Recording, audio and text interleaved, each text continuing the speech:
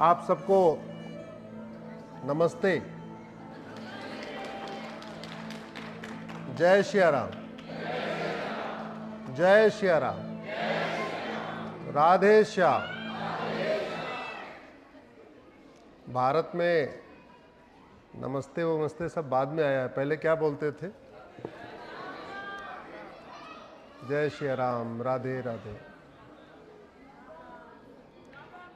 सबसे पहले आदरणीय जैन साहब, मुकुल जैन साहब, मैडम जैन को मैं धन्यवाद देता हूं, आपने एनुअल डे में मुझे बुलाया। हमारे एयरफोर्स के भाई सुबोध जी ने मुझे आपसे मिलवाया, आपको भी धन्यवाद। जितने यहाँ बच्चे आए हैं सबको मैं आशीर्वाद देता हूँ, अपना स्नेह भेंट करता हूँ। जितने माता पिता आए हैं आप सबको मैं प्रणाम करता हूँ। आप बड़े हैं तो प्रणाम करता हूँ और छोटे हैं तो अपना स्नेह भेंट करता हूँ।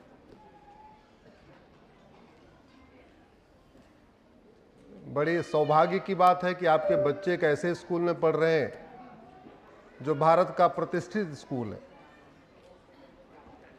और खास तौर पे यहाँ पे फाउंडेशन तैयार हो रही है, बच्चे की फाउंडेशन तैयार हो रही है। ओ भाई थोड़ा पीछे से थोड़ा आवाज कम करिए।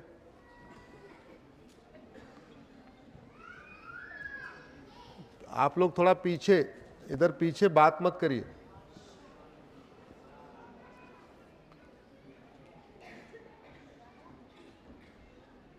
हमें तो ऐसा सौभाग्य मिला नहीं, हमने तो आम के पेड़ के नीचे बैठ के पढ़ाई किया है।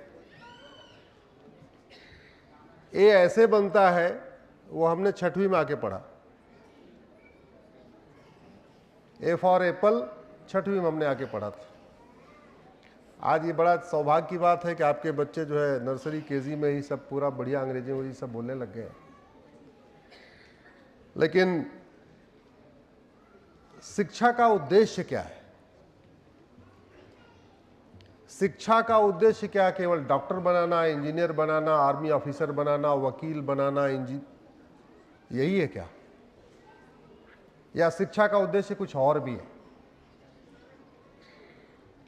अगर मेरा व्यक्तिगत मानना है कि अगर शिक्षा के उद्देश्य को एक शब्द में कहें, वन वर्ड कि उद्देश्य क्या है, तो शिक्षा का उद्देश्य है स्वधर्म को सिखाना, स्वधर्म पालन करना सिखाना।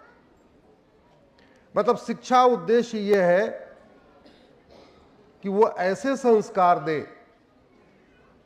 कि एक बच्चा अच्छा भाई बन सके, अच्छा बेटा बन सके, अच्छा नागरिक बन सके, इंस्पेक्टर बने तो अच्छा इंस्पेक्टर बन जाए, डॉक्टर बने तो अच्छा डॉक्टर बन जाए। कुल मिला के वो जहां पे भी है अपने अपने स्वधर्म का पालन करें। शिक्षा का दूसरा उद्देश्य, आज ही मैं सुबह उत्तरकांड पढ़ रहा था रामचरितमानस में, तो उसमें एक चौपाई आती है, राम राज्य का वर्णन है उत्तरकांड में। अगर पूरा रामायण पढ़ने का अवसर ना हो, घर में रामायण ना हो, तो गूगल करिएगा राम राज्य, तो आपको 1-2 लिंक मिल जाएगी राम राज्य में क्या था। दुनिया का सबसे बेस्ट मॉडल जो गवर्नेंस का मॉडल है वो राम राज्य ही माना गया है अभी तक पूरी दुनिया में, क्योंकि दुनिया में जो चीजें आज हो रही हैं भगवान श्री राम ने उसको अब से हजारों साल पहले इंप्लीमेंट किया हुआ है। तो राम राज्य में लिखा है दैहिक दैविक भौतिक तापा, और राम राज नहीं काहू ही व्यापा। ऐसी व्यवस्था थी, किसी को दैहिक ताप नहीं था, किसी को दैविक ताप नहीं था, और किसी को भौतिक ताप नहीं था। ताप का मतलब होता है कष्ट होना। तो 3 तरीके कष्ट हुए, दैहिक ताप, दैविक ताप और भौतिक ताप। दैहिक ताप क्या है? दैहिक ताप जो हम खुद ही अपने आप में पैदा कर लेते हैं। दैहिक कष्ट क्या है? जो हम खुद पैदा करते हैं, हमारी वजह से पैदा होती है। ज्यादा खाने से पैदा हो जाती है, कम खाने से पैदा होती है, एक्सेस खाने से पैदा होती है, भूखे रहने से पैदा हो जाती है, ईर्ष्या करने से पैदा होती है। जो बीमारियां, शारीरिक बीमारियां, मानसिक बीमारियां हम खुद पैदा कर लेते हैं, किसी को देख के जलने लगते हैं, किसी से देख के नफरत करने लगते हैं, ज्यादा खाने लगते हैं तो मोटापा वोटापा बढ़ जाता है, जो नहीं खाना चाहिए वो खाना शुरू कर देते हैं, जब नहीं खाना चाहिए तब खाना शुरू कर देते हैं। उससे क्या आता है? दैहिक ताप। दूसरा कौन सा ताप है? भौतिक ताप। भौतिक ताप दूसरे लोग देते हैं। पता चला आपके घर का उन्होंने फर्जी पट्टा करा लिया, आपकी फर्जी वसीयत बना लिया, फर्जी विरासत बनवा लिया, आपके ऊपर झूठा आरोप लगा दिया, झूठा मुकदमा कर दिया, झूठा एफआईआर दर्ज करा दिया, झूठी गवाही दे दिया। तो दूसरा कष्ट क्या हो गया? भौतिक। मेरा मानना है कि शिक्षा का मुख्य उद्देश्य होना चाहिए कि देश में, समाज में दैहिक और भौतिक ताप कम हो। और मैं अभी बात कर रहा था जैन साहब से कि क्या क्या आपके स्कूल में पढ़ाया जा रहा है। तो अच्छी बात है कि आपने न्यू एजुकेशन पॉलिसी को शुरू किया है, लेकिन अब कम से कम इस प्राइमरी स्टेज पे हमें बच्चों को इन बातों को बताया जाए। रामचरितमानस उत्तरकांड में क्या क्या लिखा है? सब नर करई परस्पर प्रीति, चलहि स्वधर्म निरत श्रुत नीति। वो कैसे होगा ये बच्चों को सिखाया जाए। बड़ी इनिशियल स्टेज है, आप स्टोरी के फॉर्म में बता सकते हैं। अल्प मृत्यु नहीं कौनो पीरा, सब सुंदर सब बिरु शरीरा। इन बातों को प्राइमरी के लेवल पे पढ़ाना आवश्यक है। अष्टांग योग को बच्चों को सिखाना आवश्यक है, क्योंकि ये फाउंडेशन तैयार हो रही है। फाउंडेशन जितनी मजबूत होगी, बिल्डिंग उतनी अच्छी होगी। अष्टांग योग में यम, नियम, आसन, प्राणायाम, धारणा, ध्यान, समाधि जो भी है, कम से कम उसका बेसिक ज्ञान हमें होना चाहिए। हमें इस बात का भी ज्ञान होना चाहिए हमारे बच्चों को कि भारत किन किन मामलों में दुनिया से सबसे अलग रहा है।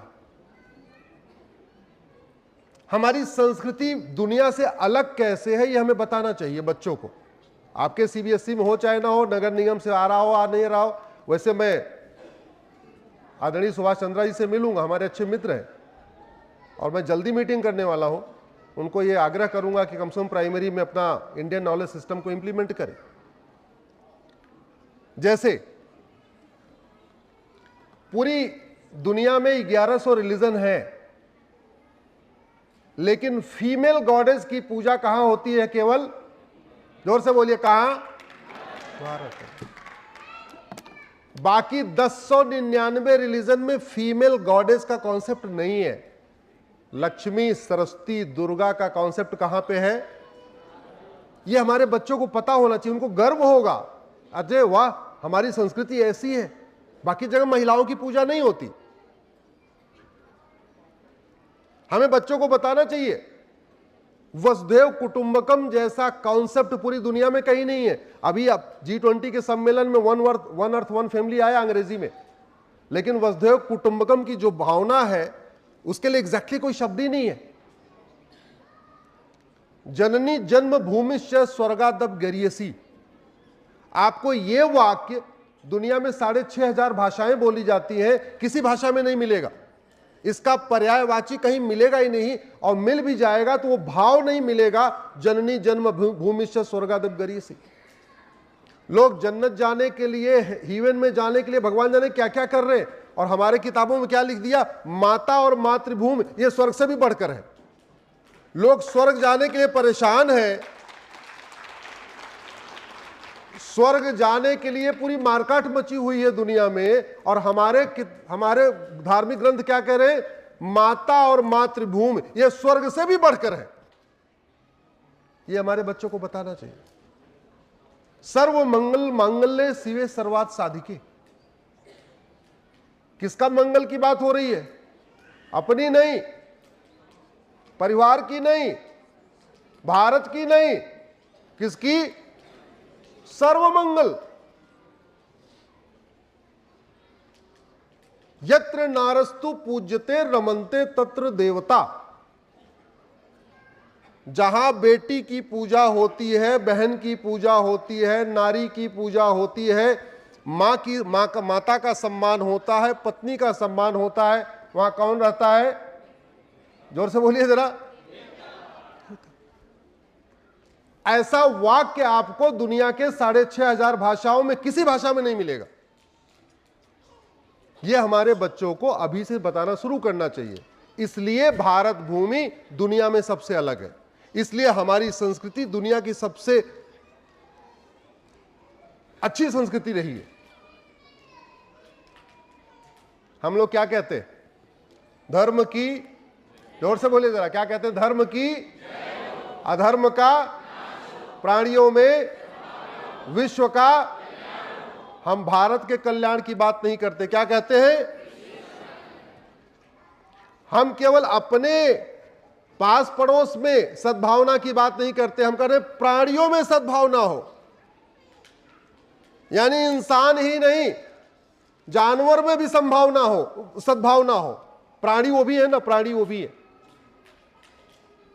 और हम ये नहीं कहते कि जो हम रिलीजन को मानते हैं उस रिलीजन की जय हो। हम क्या कहते हैं? धर्म की। हम कभी ये नहीं कहते जो हमारे रिलीजन को नहीं मानता उसका नाश हो जाए। हम क्या कहते हैं? अधर्म का नाश हो। तो धर्म और अधर्म सिखाना चाहिए बच्चों को। एक मेरी PIL है इसके ऊपर, धर्म और रिलीजन के ऊपर। अब धर्म क्या है इसको समझिए, ये बच्चों को बताने की जरूरत है। यहां पे पेरेंट्स बैठे हुए। जो व्यवस्था प्रकृति के अनुकूल है, जो ऊपर वाले का विधान है, वो धर्म है, और जो उसके विपरीत है वो अधर्म है। ऊपर वाले ने बेटा और बेटी को पेट में कितने टाइम रखा? जोर से बोलिए। कोई भेदभाव किया क्या? नहीं। तो अगर किसी किताब में बेटे और बेटी में, पति और पत्नी में, भाई और बहन में भेदभाव करना लिखा हुआ है, तो वो ऊपर की किताब है कि नीचे की? जोर से बोलिए। तो वो धर्म है कि अधर्म? अधर्म है। ऊपर वाले ने पुरुष को भी 9 महीने रखा पेट में, औरत को भी, बेटे को भी, बेटी को भी। हिंदू को भी 9 महीने पेट में रखा, बाकी जितने भी हमारे और रिलीजन है उनको भी 9 महीने रखा। तो अगर कोई ये कहता हो कि नहीं मैं सुपीरियर हूं और तुम इंफीरियर हो, तो वो ऊपर वाले के विधान के साथ में है या उसके खिलाफ है? जोर से बोलिए। तो उसके खिलाफ है तो वो धर्म है कि अधर्म? अगर कोई कहे मैं ब्राह्मण हूं, दूसरा कहे मैं क्षत्रिय हूं, मैं वैश्य हूं, मैं ये हूं, और उसमें से कोई कहे नहीं मैं सुपीरियर हूं, तो ऊपर वाले ने तो ब्राह्मण को भी पेट में 9 महीने रखा, क्षत्रिय को भी 9 रखा, वैश्य को भी रखा, दलित को भी रखा। कोई भेदभाव किया क्या? तो अगर कोई भेदभाव कर रहा है तो वो किताब नीचे की है। महिला पुरुष में कोई भेदभाव कर रहा है तो वो किताब, उत्तर दक्षिण पूरब पश्चिम में कोई भेदभाव किताब कर रहा है तो वो ऊपर वाले की नहीं, नीचे वाले की है। मुझे लगता है ये चीजें बच्चों में अभी से सिखाना चाहिए जैन साहब, क्योंकि ये फाउंडेशन स्टेज है। यहां जो बच्चे एक बार सीख लिए, एक बार उनको समझ में आया अच्छा यार बात तो सही है, भेदभाव करना तो गड़बड़ है, तो फिर वो धर्म और अधर्म को शुरू कर लेंगे। दुर्भाग्यवश क्या हुआ कि कई चीजें ऐसी हैं जो अधर्म है, लेकिन उसको रिलीजन के आड़ में प्रोटेक्ट कर दिया जाता है। हमारे उपनिषदों में दो ही, या तो धर्म है या तो अधर्म है, तीसरा कोई वो नहीं है। या तो धर्म या तो अधर्म, या तो सत्य या तो असत्य, या तो हिंसा या तो अहिंसा, या तो अस्ते अस्ते, तीसरा कोई कॉन्सेप्ट ही नहीं है।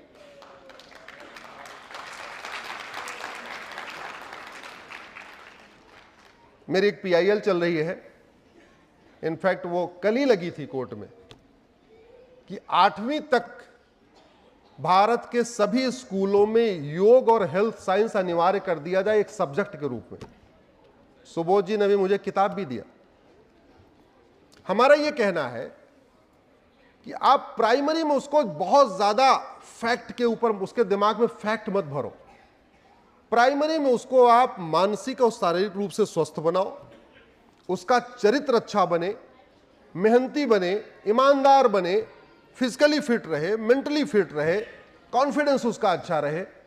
उसके लिए आवश्यक यह है कि प्राइमरी में एक सब्जेक्ट होना चाहिए हेल्थ एंड योगा साइंस। और योग अपने आप में विज्ञान है।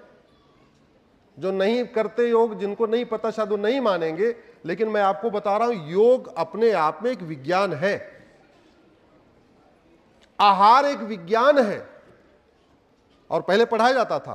पहले आहार विज्ञान पढ़ाया जाता था, योग विज्ञान पढ़ाया जाता था, प्राण विज्ञान पढ़ाया जाता था, नाड़ी विज्ञान पढ़ाया जाता था। अभी आज के समय में तो 8-10 किताब आती है तो लगता है बहुत ज्यादा हो गया, बहुत ज्यादा हो गया। हमारी जो प्राचीन व्यवस्था थी वो 555 मॉडल था। 5 साल की प्राइमरी, 5 साल की सेकेंडरी और 5 साल का ग्रेजुएशन, हमारी जो वैदिक व्यवस्था थी प्राचीन। तो 5 साल के प्राइमरी में उसको थोड़ा सा गिनती पहाड़ा पर बता दिया, थोड़ी कैलकुलेशन करना उसको सिखा दिया। बाकी का पूरा का 5 साल का सिलेबस क्या था? योग करो, दंड बैठक करो, कुश्ती लड़ो, अपना रस्सा खींचो, ठीक है, सूर्य नमस्कार करो, शीर्षासन करो। पूरा का पूरा ऐसा एजुकेशन सिस्टम था जिसमें मैथ, फिजिक्स, केमिस्ट्री नहीं होता था। मैक्सिमम यह था कि वो फिजिकली मेंटली फिट हो जाए। लेकिन जहां प्राइमरी में कोई विषय नहीं था, आज के अगर हम विषय की बात करें तो ऐसा कोई विषय नहीं होता था। 6वीं से 20 विषय होते थे और पूरा 6वीं से 10वीं जो सेकंड दूसरा वाला 5 साल का था उसमें सारे विषय। और फिर पूछ लिया जाता था आगे पढ़ना है या नहीं पढ़ना। बोले नहीं पढ़ना। नहीं पढ़ना है तो ठीक है भैया, काम करो, तुम्हारे पिताजी वैद्य है, जाओ तुम भी पिताजी के साथ वैद्य वाला काम शुरू कर दो। तुम्हारे पिताजी क्या है, सराफ है, तुम सराफ वाला काम सीखो। तुम्हारे पिताजी बजाज है, बजाज वाला काम सीखो। सामान्यतः पहले व्यवस्था थी, लोग अपने पैतृक जो व्यवसाय होता था उसको आगे बढ़ाते थे। जिसके पिताजी सेना में है वो सेना में जा रहा है, ऐसी व्यवस्था होती थी। सेकेंडरी और ग्रेजुएशन वो आए चाहे ना आए, लेकिन कम से कम हमारा जो प्राइमरी का प्राचीन व्यवस्था थी उसको लागू करना आवश्यक है। और वो किसी एक के साथ नहीं, हर जगह होना चाहिए। मैं आपके बीच में बोल रहा हूं, लेकिन स्वाभाविक सी बात है ये वीडियो बहुत लोग जाएगा, बहुत लोग देखेंगे। मैंने PIL फाइल किया है कि भारत में ये जो 65 एजुकेशन बोर्ड चल रहे हैं इनको मर्ज करके 1 नेशन 1 एजुकेशन बोर्ड बनाया जाए। भारत में 1 नेशन 1 सिलेबस लागू किया जाए, 1 नेशन 1 करिकुलम लागू किया जाए।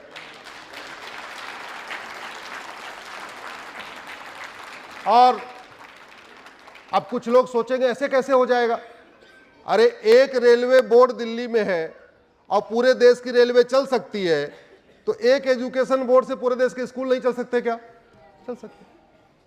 अगर 40 तरीके के टैक्स को मर्ज करके एक GST लागू कर सकते हैं, तो 40 तरीके के सिलेबस को मर्ज करके एक सिलेबस लागू नहीं कर सकते क्या?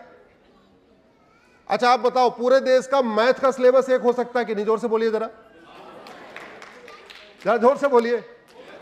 पूरे देश का फिजिक्स का एक हो सकता है कि नहीं? पूरे देश का केमिस्ट्री का एक हो सकता है कि नहीं? पूरे देश का जूलॉजी का सिलेबस एक हो सकता है कि नहीं? पूरे देश का बॉटनी का एक हो सकता है कि नहीं? पूरे देश का इंग्लिश का एक हो सकता है कि नहीं? पूरे देश का हिंदी का एक हो सकता है कि नहीं? अरे जब सारा एक हो सकता है तो बचा क्या? बस सोच नहीं आ रही है, वो सोच बची हुई है, सोच ही नहीं पा रहे। और पूरे देश में किटजी का सिलेबस एक है कि नहीं? जोर से बोलिए जरा। पूरे देश के केंद्रीय विद्यालय का सिलेबस एक है कि नहीं? पूरे देश के नवोदय स्कूल का एक सिलेबस है कि नहीं? पूरे देश के एयरफोर्स स्कूल का सिलेबस एक है कि नहीं? पूरे देश में आर्मी वाले जो आर्मी कैंट वाले स्कूल होते हैं उनका सिलेबस एक है कि नहीं? है। तो सबका एक क्यों नहीं हो सकता? इस शिक्षा का जो दूसरा उद्देश्य है कि सब नर करहि परस्पर प्रीति, सब आपस प्रेम से रहे। सब आपस प्रेम से तभी रहेंगे जब राम और निषाद राज एक साथ पढ़ेंगे कृष्ण और सुदामा एक साथ पढ़ेंगे, दुष्यंत और सुमंत दशरथ जी एक साथ पढ़ेंगे। ये व्यवस्था हमारे यहां थी, लोग भूल चुके। भगवान राम के दादाजी थे, उनका नाम था राजा रघु। आपने चौपाई सुना होगा, रघुकुल रीति सदा चली और प्राण जाय पर। राजा रघु ने इस पृथ्वी पे सबसे पहले यूनिफॉर्म एजुकेशन सिस्टम की शुरुआत राजा रघु ने किया था। और उन्होंने कहा कि अब जो गुरुकुल होगा, पहले जातियां नहीं होती थी, 4 वर्ण होते थे, तो पहले गुरुकुल 4 वर्ण के अलग अलग होते थे। ब्राह्मण के गुरुकुल अलग, उसमें सारे ब्राह्मण के बच्चे, क्षत्रियों के गुरुकुल अलग, उसमें सारे क्षत्रियों के बच्चे, वैश्यों का गुरुकुल में सारे वैश्यों के बच्चे। ये व्यवस्था थी पहले। राजा रघु ने बोला ना, अब प्रत्येक गुरुकुल में सभी वर्णों के, 4 वर्णों के बच्चे एक साथ पढ़ेंगे। और नतीजा क्या हुआ? दशरथ जी क्षत्रिय परिवार के, राज परिवार के लड़के, और सुमंत नाविक के लड़के, केवट के लड़के, और दोनों एक ही गुरुकुल में पढ़े। दोस्ती हो गई। तो जब दशरथ जी को राजा बने तो मंत्री किसको बनाया उन्होंने? सुमंत को, केवट के लड़के को। क्यों? क्योंकि दोस्ती हो चुकी थी गुरुकुल में ही। भगवान राम क्षत्रिय परिवार के, निषाद राज, केवट, लेकिन एक साथ पढ़े इसलिए दोस्ती हो गई। कृष्ण राज परिवार के, अमीर, सुदामा गरीब, लेकिन एक साथ पढ़े इसलिए दोस्ती हो गई। आज वो दोस्ती हो रही है क्या? आज शिक्षक का बच्चा अलग स्कूल में पढ़ता है और शिक्षा मंत्री का अलग बच्चा अलग स्कूल में पढ़ता है। हालांकि अलग अलग स्कूल में पढ़े ठीक है, लेकिन कम से कम शिक्षक के बच्चे और शिक्षा मंत्री के बच्चे की किताब तो एक होनी चाहिए ना। सामाजिक समरसता तब आएगी,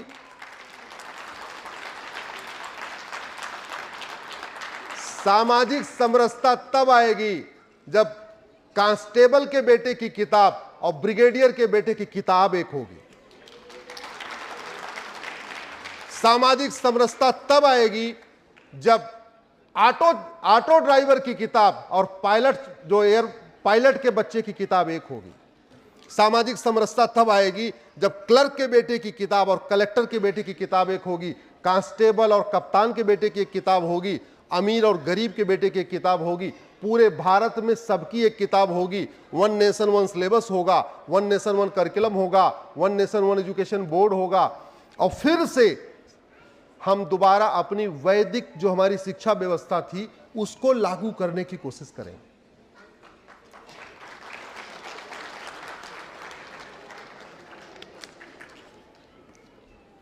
यहां बहुत बड़ी मात्रा में माताएं बैठी हैं। हमारी परंपरा देखिए, ये अलग बात है कि हम गुलामी के दौरान सब छूट गई हैं, लेकिन उसको दोबारा अब तो स्वतंत्र हो चुके हैं, तो हमें ठीक करने की जरूरत है। एक शब्द आता है गृहिणी, सबने सुना है क्या? गृहिणी। गृह मतलब घर और ऋणी मतलब ऋणी होना। जिसका पूरा घर ऋणी हो उसको क्या कहते हैं? गृहिणी। ऐसा शब्द जो दुनिया में 6,500 भाषाएं बोली जाती है, किसी भी आपको भाषा में गृहिणी का पर्यायवाची नहीं मिलेगा। हाउसवाइफ, अब हाउसवाइफ का मतलब क्या बोलते हैं? घर की पत्नी। अगर हाउस की वाइफ तो फिर ऑफिस।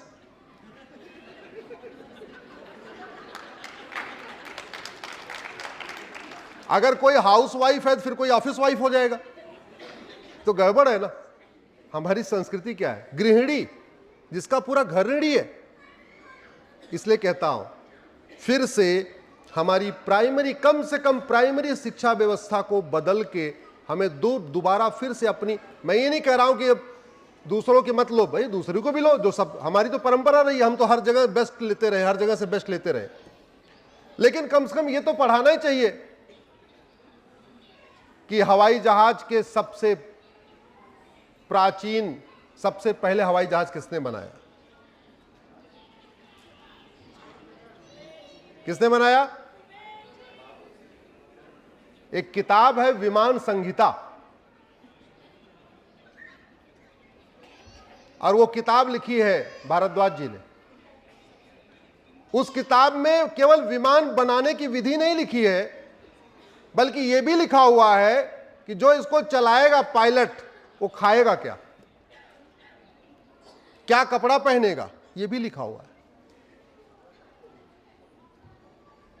न्यूटन से हजारों साल पहले महर्षि कणाद ने हमें ग्रेविटेशनल थ्योरी दे दिया था, लेकिन चूंकि हमारा नालंदा जला दिया गया, हमारे सारे यूनिवर्सिटी जला दिए गए, दुनिया का सबसे बड़ा जो केंद्र था हमारा नालंदा होता था, वो जला दिया गया, सारी लाइब्रेरी जला दी गई, सारी किताबें जल गई, और गुलामी के मानसिकता के दौरान बताया गया कि तुम बेकार हो, तुम बेकार हो, तुम बेकार हो।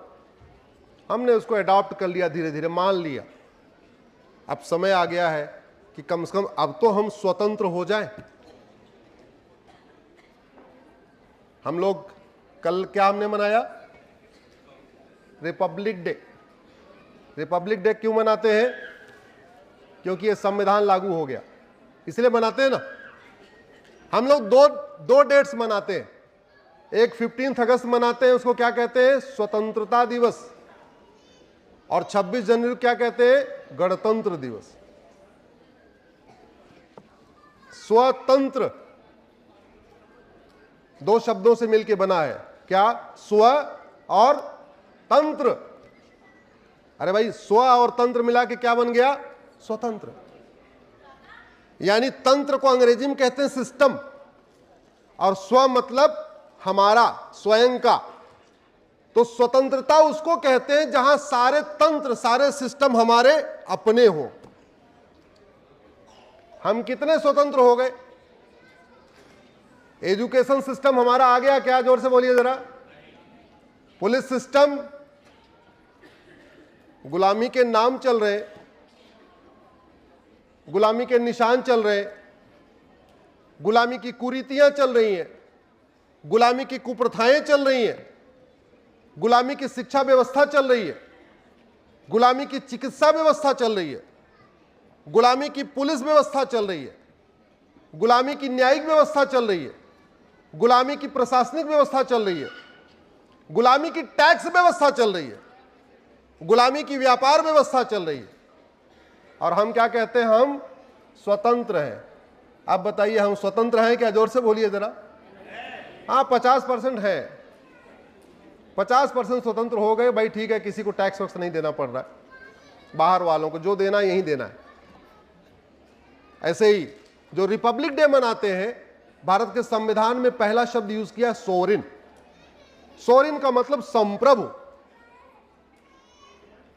इसमें से आप लोग एयर ट्रेवल करने का तो मौका लगभग सबको मिला होगा। अब की बार एयरपोर्ट जाना तो जहाज में बैठने से पहले देखना उस पर लिखा क्या है।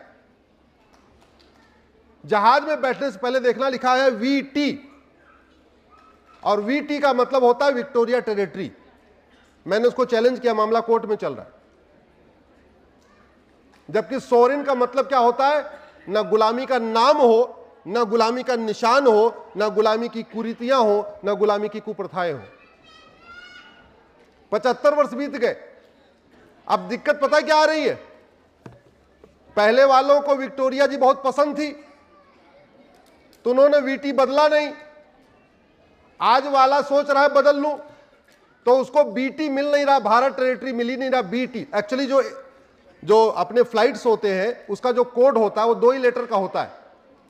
ये वर्ल्ड वाइड फिनोमेना है, आपको 2 लेटर का वर्ड मिलेगा। तो VT पहले, जब 1950 में BT उपलब्ध था, भारत टेरिटरी उपलब्ध था, हमने लिया ही नहीं। उस समय BH भी अवेलेबल था, भारत का BH, क्योंकि 2 ही लेटर लेना होता है, हमने लिया नहीं। हमने VT को कंटिन्यू कर दिया। अब जब लेने की कोशिश कर रहे तो एक बांग्लादेश ले गया, एक भूटान ले गया, ना BT बचा ना BH बचा। और आज भी हमारे जहाजों पे VT लिखा हुआ है। ये विक्टोरिया टेरिटरी कंटिन्यू करने के लिए सावरकर जी ने बलिदान किया था क्या? जोर से बोलिए जरा। ये विक्टोरिया टेरिटरी कंटिन्यू करने के लिए लाल बाल पाल फांसी पे गए थे? भगत सिंह, सुखदेव, राजगुरु फांसी पे गए थे? नहीं। मुझे चूंकि यहाँ अध्यापक बैठे हैं, यहाँ पे अभिभावक बैठे हैं, माता पिता बैठे हैं, मेरा ये मानना है कि कम से कम इस बात पे शुरू होना चाहिए, स्वतंत्रता का मतलब क्या है, संप्रभुता का मतलब क्या है, संविधान का मतलब क्या है। ये संविधान है, दो शब्दों से मिलकर बना है, क्या? संविधान। संविधान यानी जो विधान हो वो सबके लिए समान हो, यानी किसी के लिए विशेष विधान नहीं, जो विधान हो वो सबके लिए हो। यानी जो विधान होना चाहिए वो जेंडर न्यूट्रल होना चाहिए, रिलीजन न्यूट्रल होना चाहिए। अभी कम से कम 100 कानून ऐसे चल रहे हैं जो इस संविधान के खिलाफ है, उसमें से 50 से ज्यादा हमने कोर्ट में चैलेंज किया है, मामला कोर्ट में चल रहा है। तो संविधान कहता है समान शिक्षा होनी चाहिए, संविधान कहता है समान। अच्छा, समान शिक्षा एक बात और भी जरूरी है। आज की डेट में जितने कॉम्पिटिटिव एग्जाम होते हैं उनका पेपर एक होता है या कई पेपर होता है? जोर से बोलिए जरा। एक होता है। इंजीनियरिंग का एक ही पेपर होता है, नीट, इंजीनियरिंग जेई, और मेडिकल में जाने के लिए नीट। एनडीए का एक पेपर पूरे देश में कॉमन, क्लैट का एक पेपर पूरे देश के लिए कॉमन, और सिलेबस 65 तरीके के। तो हालत यह हो गई है कि बिना कोचिंग किए कोई बच्चा ना इंजीनियर बन पा रहा है, ना डॉक्टर बन पा रहा है, ना क्लैट क्वालिफाई कर पा रहा है, ना एनडीए क्वालिफाई कर पा रहा है। इस एजुकेशन सिस्टम को, इसलिए जब कॉमन सिलेबस होगा, कॉमन करिकुलम होगा, तो गरीब का बच्चा जो कोचिंग नहीं भी कर पाएगा वो कम से कम क्रैक कर लेगा। अभी स्थिति ये है, मान लो सीबीएसई बोर्ड का पेपर आया तो आईसीएसई बोर्ड वाले को इक्वल अपॉर्चुनिटी नहीं मिली। अगर आईसीएसई बोर्ड के पैटर्न पे पेपर सेट हो गया, सीबीएसई वालों को इक्वल अपॉर्चुनिटी नहीं मिली। स्टेट बोर्ड से सेट हो गया तो बाकी दोनों बोर्ड को नहीं मिली। इसलिए भारत का कॉन्स्टिट्यूशन कहता है सबको इक्वल अपॉर्चुनिटी मिलनी चाहिए। उसके लिए भी जरूरी है सबको समान शिक्षा हो। हमारी शिक्षा व्यवस्था दुनिया की सर्वोत्तम शिक्षा व्यवस्था थी। हम भटक गए, दबाव में रहे, गुलाम हो गए। अब दोबारा हम फिर से स्वतंत्र होने की कोशिश कर रहे हैं। उसमें सबका योगदान है, सब लोग अपनी अपनी भूमिका निभाएं, सब अपने अपने स्वधर्म का पालन करें, राष्ट्रहित में सब लोग थोड़ा चिंतन करें। अब आप ये सोच रहे होंगे कि हम क्या करेंगे, आप में बहुत सारे लोग तो नौकरी पेशा होंगे, सोच रहे हो कि हम भाई हम तो नौकरी करते हैं, घर में आ जाते हैं, हम क्या कर सकते हैं? तो थोड़ा बहुत तो काम कर ही सकते। क्या काम कर सकते? आपका नाम क्या है सर? सतीश। मैडम का कहाँ है आपकी? अच्छा, क्या नाम है? वंदना। हाँ, भारत में जन जागरण करने का सबसे बढ़िया माध्यम है फेसबुक। क्यों मैं कह रहा हूं? ट्विटर 5 करोड़ लोग यूज करते हैं, इंस्टाग्राम 5 करोड़ लोग यूज करते हैं, और फेसबुक 50 करोड़ लोग यूज करते हैं। तो रेशियो है 1:10 का। दूसरा, ट्विटर पे कितने लोग फॉलो करेंगे आपके हाथ में नहीं, इंस्टाग्राम पे कितने लोग फॉलो करेंगे ये भी आपके हाथ में नहीं, लेकिन फेसबुक 5000 फ्रेंड बनाना आपके हाथ में, आपको रिक्वेस्ट भेजते जाना है। अब जैसे वंदना मैडम क्या करें,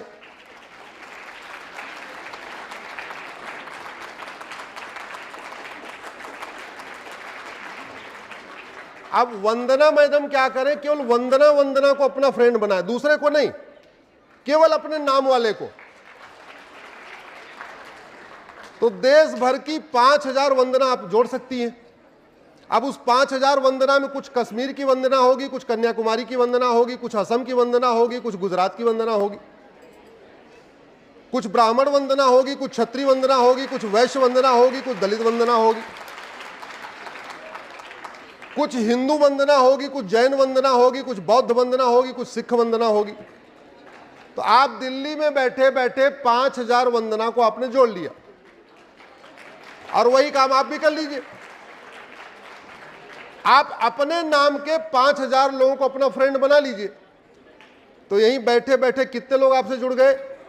10,000। अब हमारी जो बात आपको ठीक लगे, हमारी बात जो ठीक लगती हो या बाकी किसी लोगों की बात ठीक लगती हो, आपने अपने फेसबुक पे डाल दिया, आपने अपने फेसबुक पे डाल दिया, तो 5000 देश भर की वंदना ने भी उस बात को समझा और आपके साथ वालों ने 5,000 सुन लिया दिल्ली में बैठे बैठे, और ये काम करने में कितना टाइम लगेगा? 5 मिनट, केवल 5 मिनट।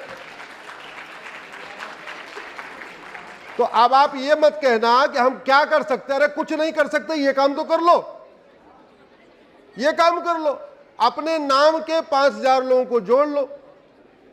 आप जैन साहब हैं, आप 5,000 जैन मत जोड़ो, आप अपने नाम के 5,000 लोगों को जोड़ लो, अक्रॉस द कंट्री आपको मिल जाएंगे। 5,000 सुबोध मिल जाएंगे। अब सुबोध नाम भी उत्तर से दक्षिण, पूरब से पश्चिम, बंगाली, गुजराती, तमिलियन सब में मिलेगा। ये काम कर सकते हैं क्या? जोर से बोलिए, कर सकते हैं क्या? कर सकते हैं। तो मुझे इतनी बात कहनी थी।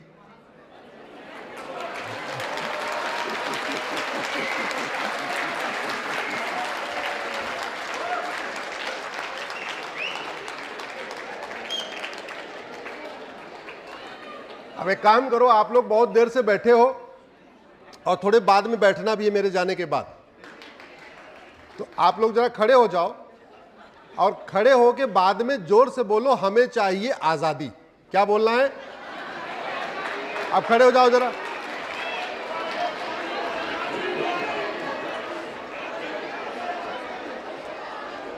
सब लोग खड़े हो जाओ, थोड़ा एक्सरसाइज भी हो जाएगी।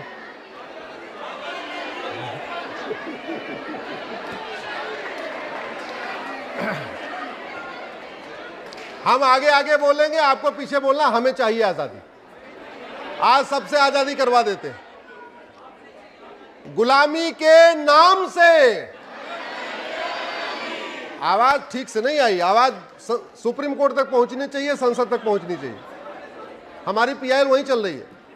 हाथ पूरा उठा के, गुलामी के नाम से, गुलामी के निशान से, गुलामी की कुरीतियों से, गुलामी की कुप्रथाओं से, गुलामी की शिक्षा से, गुलामी की चिकित्सा से, गुलामी के झूठे इतिहास से, गुलामी की पुलिस व्यवस्था से, गुलामी की न्यायिक व्यवस्था से, गुलामी की प्रशासनिक व्यवस्था से, गुलामी की टैक्स व्यवस्था से। बहुत बहुत धन्यवाद, बहुत बहुत आभार। भारत माता की, भारत माता की, भारत माता की। जय सिया राम, जय सिया राम, राधे श्याम।